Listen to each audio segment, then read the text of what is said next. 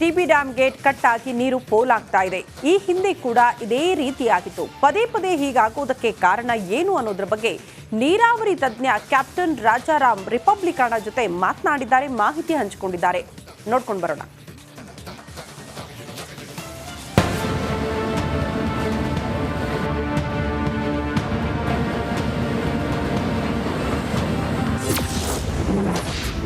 TB dam crest gate cut ಆಗಲು ಕಾರಣವೇನು? ರಿಪಬ್ಲಿಕ್ನಲ್ಲಿ captain Rajaram exclusive.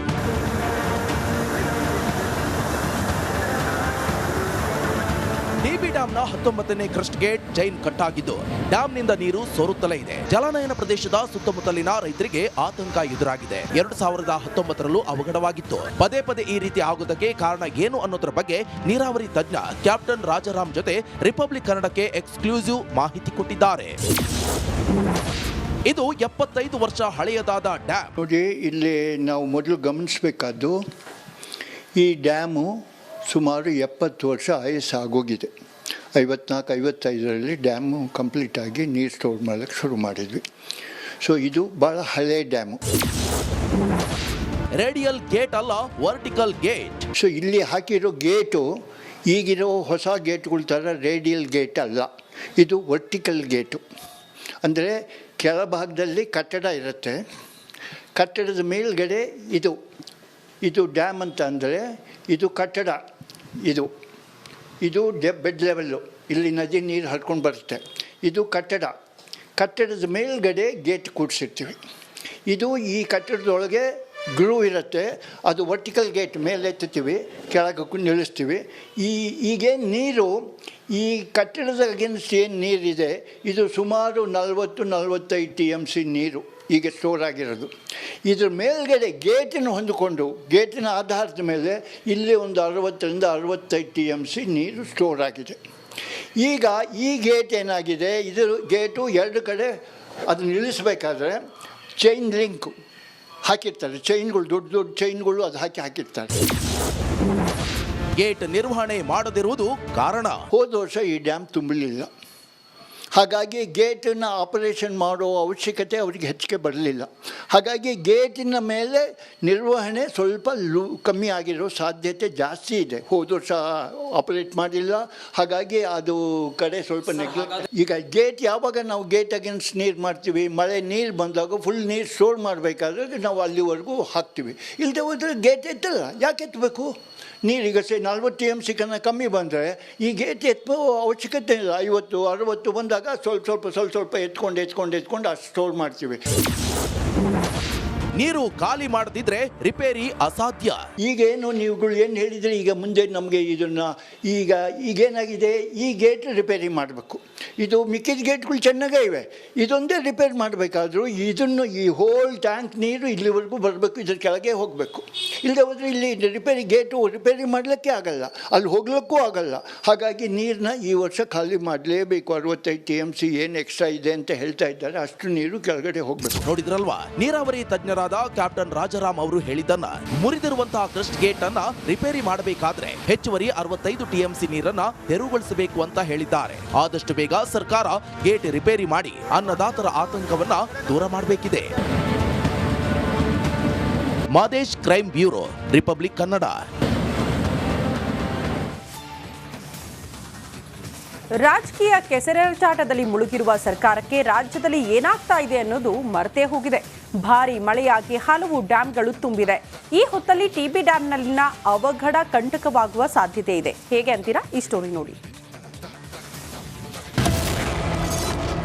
TB dam crest gate cut, ಡಿಸಿಎಂಗೆ ಆತಂಕ. ಡಿಕೆಶಿ ಕೈತಪ್ಪುತ್ತ ಜಲಸಂಪನ್ಮೂಲ ಖಾತೆ. ರಾಜ್ಯದಲ್ಲಿ ಕಾಂಗ್ರೆಸ್ ಸರ್ಕಾರ ಅಧಿಕಾರಕ್ಕೆ ಬಂದ ಮೇಲೆ ಅಭಿವೃದ್ಧಿ ಕೆಲಸಗಳಿಗಿಂತ ರಾಜಕೀಯ ಕೆಸರೆರಚಾಟವೇ ಜಾಸ್ತಿ ಆಗ್ತಿದೆ. ಈ ಬಾರಿ ರಾಜ್ಯಾದ್ಯಂತ ಮಳೆ ಚೆನ್ನಾಗಿ ಆಗಿದ್ದು ಹಲವು ಡ್ಯಾಂಗಳು ತುಂಬಿವೆ. ಇಂತಹ ಹೊತ್ತಲ್ಲಿ TB dam crest gate cut ಆಗಿದ್ದು ಅಪಾರ ಪ್ರಮಾಣದ ನೀರು ನದಿಗೆ ಬಿಡಲಾಗುತ್ತಿದೆ. ಇದರಿಂದ ರೈತರಿಗೆ ಸಂಕಷ್ಟ ಎದುರಾಗಿದೆ. ರಾಜಕೀಯ ಜಟಾಪಟಿಯಲ್ಲಿ ಸಿಲುಕಿರುವ ಡಿಕೆ ಶಿವಕುಮಾರ್ಗೆ ಜಲಸಂಪನ್ಮೂಲ ಖಾತೆ ಹೊರೆಯಾದಂತೆ ಕಾಣಿಸ್ತಾ ಇದೆ. ಆ ಖಾತೆ ಮೇಲೆ ಹೆಚ್ಚು ಗಮನ ಕೊಡದ ಡಿಕೆ ಶಿವಕುಮಾರ್ಗೆ ಎಲ್ಲಿ ಏನಾಗ್ತಿದೆ ಅನ್ನೋದು ಗೊತ್ತಾಗ್ತಿಲ್ವೇನೋ ಏನೋ ಗೊತ್ತಿಲ್ಲ. 3 ಮಹತ್ತರ ಖಾತೆಯನ್ನ ತಮ್ಮಲ್ಲಿಯೇ ಇಟ್ಕೊಂಡು ಒದ್ದಾಡ್ತಿದ್ದಾರೆ ಎನ್ನಲಾಗ್ತಿದೆ. ಅಧಿಕಾರದ ಆಸೆಯಿಂದಲೋ ಅಥವಾ ಆಡಳಿತದ ದುರಾಸೆಯ ಫಲವಾಗಿಯೋ ಮಹತ್ತರ ಖಾತೆಗಳನ್ನ ಹಿಡಿದಿಟ್ಟುಕೊಂಡಿದ್ದಾರೆ. ಕೆಪಿಸಿಸಿ ಅಧ್ಯಕ್ಷ ಬೆಂಗಳೂರು ಅಭಿವೃದ್ಧಿ ಜೊತೆಗೆ ಜಲಸಂಪನ್ಮೂಲ ಖಾತೆ ಡಿಕೆ ಶಿವಕುಮಾರ್ ಕೈಯಲ್ಲಿದ್ದು ನಿಭಾಯಿಸಲು ಒದ್ದಾಡ್ತಿದ್ದಾರೆ ಎನ್ನಲಾಗಿದೆ.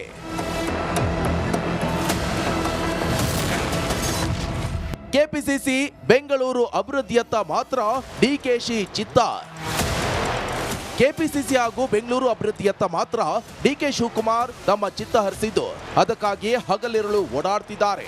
ಆದರೆ ಜಲಸಂಪನ್ಮೂಲ ಖಾತೆ ನಿರ್ವಹಣೆ ಮಾಡುವುದನ್ನೇ ಮರೆತಂತಿದೆ. ಇದರ ಫಲವಾಗಿ ಟಿಬಿ ಡ್ಯಾಂನಲ್ಲಿ ನಡೆದ ಅವಘಡವೇ ಸಾಕ್ಷಿ. 1 ವರ್ಷದಿಂದ ಟಿಬಿ ಡ್ಯಾಂ ಅಧಿಕಾರಿಗಳ ಸಭೆ ಮಾಡದ ಡಿಕೆಶಿ ನಿರ್ಲಕ್ಷಿಸಿದ್ದಾರೆ. ಟಿಬಿ ಡ್ಯಾಂ ಮಾತ್ರ ಅಲ್ಲದೆ ಆಲಮಟ್ಟಿ ಡ್ಯಾಂ ನಿರ್ವಹಣೆ ಕಥೆಯೂ ಅಷ್ಟೇ ಆಗಿದೆ. ಇದರಿಂದ ಜಲ ಸಂಪನ್ಮೂಲ ಖಾತೆ ಡಿಕೆ ಶಿವಕುಮಾರ್ ಕೈ ತಪ್ಪುವ ಸಾಧ್ಯತೆ ಇದೆ. ಮುಂದಿನ ಸಚಿವ ಸಂಪುಟ ಪುನರ್ರಚನೆ ವೇಳೆ ಜಲ ಸಂಪನ್ಮೂಲ ಖಾತೆ ಕೈ ತಪ್ಪುವ ಸಾಧ್ಯತೆ ಇದೆ. Basavaraj, political bureau, republic Kannada.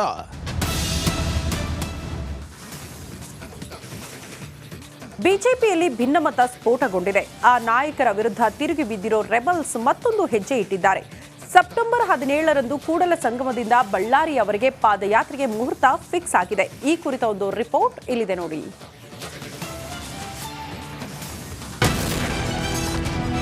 ರಾಜ್ಯ ಬಿಜೆಪಿಯಲ್ಲಿ ಅಸಮಾಧಾನ ಸ್ಫೋಟ.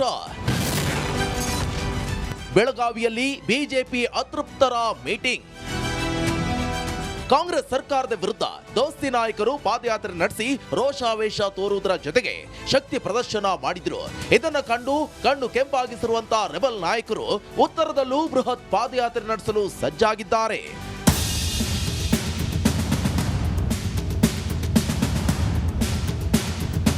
ಉತ್ತರದಲ್ಲೂ ಪಾದಯಾತ್ರೆಗೆ ವಿಜೇಂದ್ರ ವಿರೋಧಿ ಬಣ ಸಜ್ಜಾಗಿದೆ. ಬಿಜೆಪಿಯ 10ಕ್ಕೂ ಹೆಚ್ಚು ರೆಬಲ್ ನಾಯಕರಿಂದ ಉತ್ತರ ಸವಾರಿಗೆ ನಿರ್ಧರಿಸಿದ್ದಾರೆ. ಹೈಕಮಾಂಡ್ ಅನುಮತಿ ಪಡೆದು ಮುಂದಿನ ಹೆಜ್ಜೆ ಇಡಲು ತೀರ್ಮಾನಿಸಿದ್ದಾರೆ. ಮೂಡ ಮಾದರಿಯಲ್ಲಿ ವಾಲ್ಮೀಕಿ ಹಗರಣವನ್ನ ಖಂಡಿಸಿ ಪಾದಯಾತ್ರೆ ಮಾಡಲು ಅನುಮತಿ ಪಡೆಯಲು ನಿರ್ಧರಿಸಿದ್ದಾರೆ. ಕೂಡಲ ಸಂಗಮದಿಂದ ಬಳ್ಳಾರಿಯ ತನಕ ಪಾದಯಾತ್ರೆ ನಡೆಸಲು ಪ್ಲಾನ್ ಮಾಡಿದ್ದಾರೆ. ಹೈಕಮಾಂಡ್ ಅನುಮತಿ ಕೊಟ್ಟರೆ ಬಳ್ಳಾರಿ ಪಾದಯಾತ್ರೆ ಯಶಸ್ವಿಗೊಳಿಸಲು ತಯಾರಿ ನಡೆಸಿದ್ದಾರೆ. ಅನುಮತಿ ಕೊಡದಿದ್ರೆ ಬೇರೆ ಪ್ಲಾನ್ ಮಾಡಲಾಗಿದೆ. ವಿಜೇಂದ್ರ ವಿರುದ್ಧ ರೆಬಲ್ಸ್ ಕಿಡಿ. ವಿಜೇಂದ್ರ ಹಾಗೂ ಬಿಎಸ್ವೈ ವಿರುದ್ಧ ರೆಬಲ್ ನಾಯಕರು ಈಗಾಗಲೇ ಆಕ್ರೋಶವನ್ನ ವ್ಯಕ್ತಪಡಿಸಿದ್ದಾರೆ. ಸ್ವಪಕ್ಷದ ವಿರುದ್ಧ ಯತ್ನಾಳ್, ರಮೇಶ್ ಜಾರಕಿಹೊಳಿ ತಿರುಗಿ ಬಿದ್ದಿದ್ದು 12ಕ್ಕೂ ಹೆಚ್ಚು ಅತೃಪ್ತ ನಾಯಕರು ಗುಪ್ತ ಸಭೆ ನಡೆಸಿದ್ದಾರೆ. ಮೀಟಿಂಗ್ನಲ್ಲಿ ವಿಜೇಂದ್ರ ಅಸಮಾಧಾನಿತ ಶಾಸಕ